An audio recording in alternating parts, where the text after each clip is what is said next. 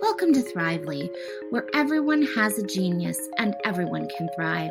Today we're going to talk about strengths versus skills. When we ask the question, what are your strengths? Most people respond by talking about their skills, talents, hobbies, or interests. It's true that your top strengths are things that you innately are good at, and you excel in these areas with very little effort.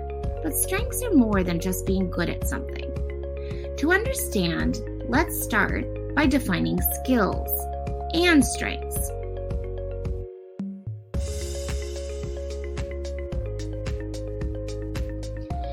A skill is the ability to do something well.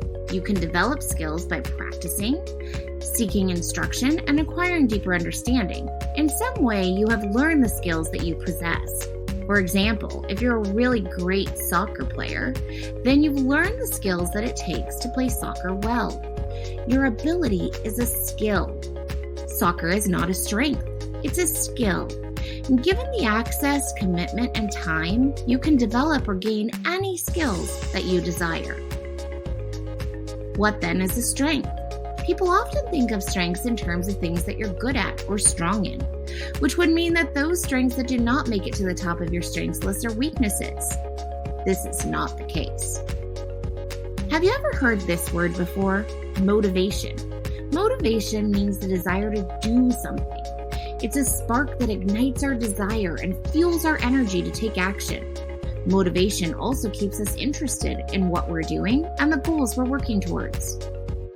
Your strengths are natural connectors that drive your motivation.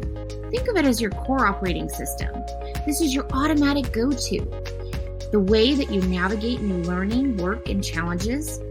The core operating system energizes you. It makes you want to do more work or solve more challenges.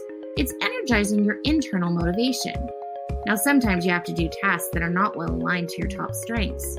That's okay, because you actually have all of the strengths in some amount. Those near the top of your list are ones that can provide the most energy. At the bottom of the list are not weaknesses, but rather strengths that take more energy to use. They drain your energy and do not naturally fuel your motivation. In addition to your top strengths, we all have strengths that we value and aspire to. We can build on those strengths the same way we build skills. We practice them, we learn more about them, and we seek a mentor or guide. For me, a good example would be organization. I have creative thinking strengths, so my mind is always making creative connections between ideas. It makes it really hard to sort and organize things. For me, all these things belong into multiple categories. Nevertheless, I need organization for my job and to run my household. So I watch people who are organized and I try to copy them. I seek help in making organizational structures, and I've learned different ways of organizing things. I have organizational skills because I value them, and I've built more organizational strength than I naturally would have. But I will never be someone who is motivated and inspired and energized by organization. It's just not one of my top strengths. I hope this gives you a better idea about the difference between strengths and skills. What are your strengths? You can find out by taking the Thrively assessment and reading through your strengths profile.